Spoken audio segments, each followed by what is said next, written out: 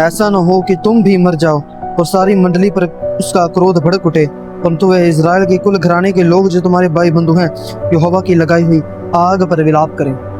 आमीन।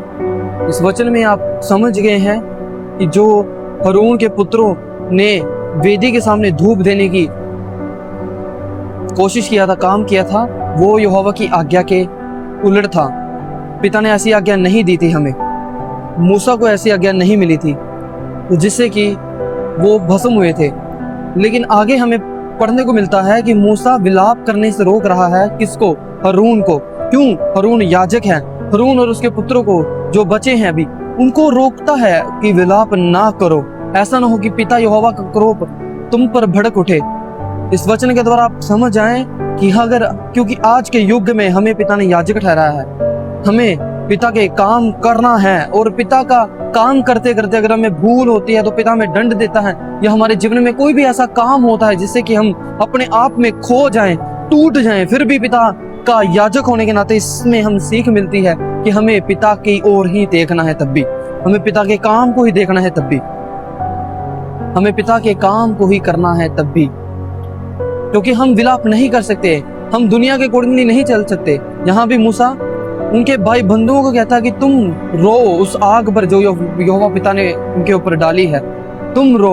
और ये हारून और उसके एलियाजार और इतामार को रोका कि तुम अपने वस्त्र मत फाड़ना, विलाप मत करना, याजक हो तुम पिता के काम करने के लिए ठहराए गए हो। आज हम याजक हैं। अगर आप पहला पतरस उसकी 2 अध्याय की 9 आयत पढ़ें, उसमें लिखा है,